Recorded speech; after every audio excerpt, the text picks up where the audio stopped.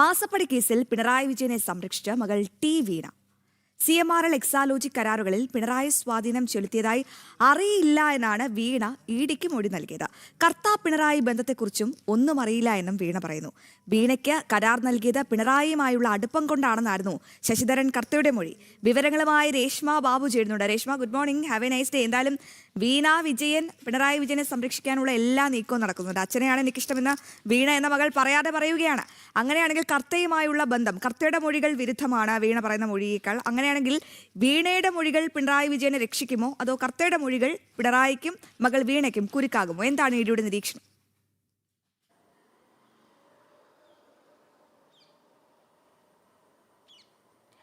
അശ്വതി കൃഷ്ണരാജ്, എന്തായാലും വീണയുടെ മൊഴികൾ അല്ലെങ്കിൽ ശശിധരൻ കർത്തയുടെ മൊഴികളൊക്കെ തന്നെ പിണറായിക്ക് കുരുക്കായി മാറുമെന്നുള്ള സൂചനകൾ തന്നെയാണ് ഇഡി അന്വേഷണ സംഘത്തിൽ നിന്ന് നമുക്ക് ലഭ്യമാകുന്നത്.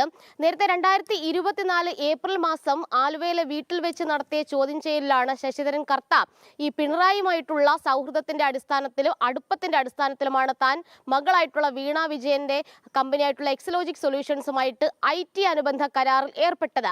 ഇതായിരുന്നു ശശിധരൻ കർത്തയുടെ മൊഴി. പക്ഷേ ഈ മൊഴി അപ്പാടെ നിഷേധിച്ചിരിക്കുകയാണ് വീണ വിജയൻ.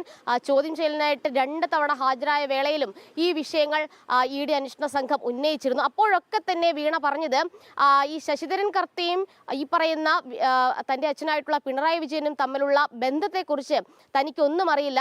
അത്തരമൊരു സൗഹൃദമുണ്ടെങ്കിൽ അത് സംബന്ധിച്ച് വ്യക്തത വരുത്താൻ സാധിക്കുന്ന ഒരു വ്യക്തി പിണറായി വിജയൻ മാത്രമാണ്, അച്ഛനോട് ചോദിക്കണം. ഇതുൾപ്പെടെയുള്ള മൊഴികളാണ് വീണ വിജയൻ ഇഡി അന്വേഷണ സംഘത്തിന് മുന്നിൽ നൽകിയിട്ടുള്ളത്. പക്ഷേ ഇഡി ഇതൊന്നും വിശ്വസിച്ചിട്ടില്ല. അതുകൊണ്ട് തന്നെ ഇക്കാര്യത്തിൽ വ്യക്തത വരുത്താനായിട്ടുള്ള ഒരു നീക്കത്തിലേക്കാണ് അല്ലെങ്കിൽ നടപടിയിലേക്കാണ് ഇഡി കടക്കുന്നത്. അതായത് വീണയുടെ മൊഴികൾ ഒന്നും കൂടി പരിശോധിക്കും. അതിനുശേഷമായിരിക്കും പിണറായിക്ക് ഈ ഒരു കേസിൽ സമൻസ് അയക്കണമോ എന്ന കാര്യത്തിൽ ഒരു തുടർ നടപടിയിലേക്കും തീരുമാനത്തിലേക്കും ഇഡി അന്വേഷണ സംഘം കടക്കുക.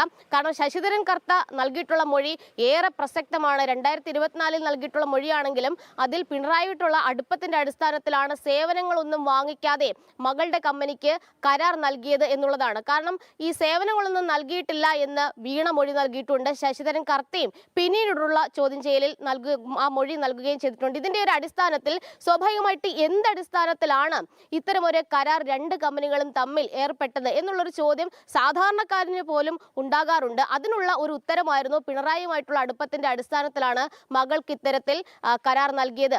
അങ്ങനെ വരുമ്പോൾ സ്വാഭാവികമായിട്ടും ഒരു കൈക്കൂലി എന്നുള്ള രീതിയിൽ കാര്യങ്ങൾ മാറില്ല, അഴിമതി പണമായിട്ടത് മാറില്ല. പകരം സേവനങ്ങൾക്ക് നൽകുന്ന ഒരു ശമ്പളം അല്ലെങ്കിൽ അത്തരമുള്ള ഒരു പ്രതിഫലം എന്ന രീതിയിൽ ഈ തുകയെ കാണും എന്നുള്ളതായിരുന്നു ഈ പറയുന്ന ശശിധരൻ കർത്തയുടെ ആണെങ്കിലും വീണയുടെ ആണെങ്കിലും അവരുടെ ഒരു നിഗമനം. അതിന്റെ അടിസ്ഥാനത്തിലാണ് കരാറിൽ ഏർപ്പെടുകയും മാസ ഇനത്തിൽ കോടിക്കണക്കിന് രൂപ വീണ വിജയൻ CMRൽ നിന്ന് കൈപ്പറ്റുകയും ചെയ്തിട്ടുള്ളത്. എന്തായാലും ഇനി ഇഡി അന്വേഷിക്കാനിരിക്കുന്നത് ഈ പിണറായിയും അതോടൊപ്പം തന്നെ വീണയും ഈ പറയുന്ന ശശിധരൻ കർത്തയും തമ്മിലുള്ള ബന്ധമാണ്.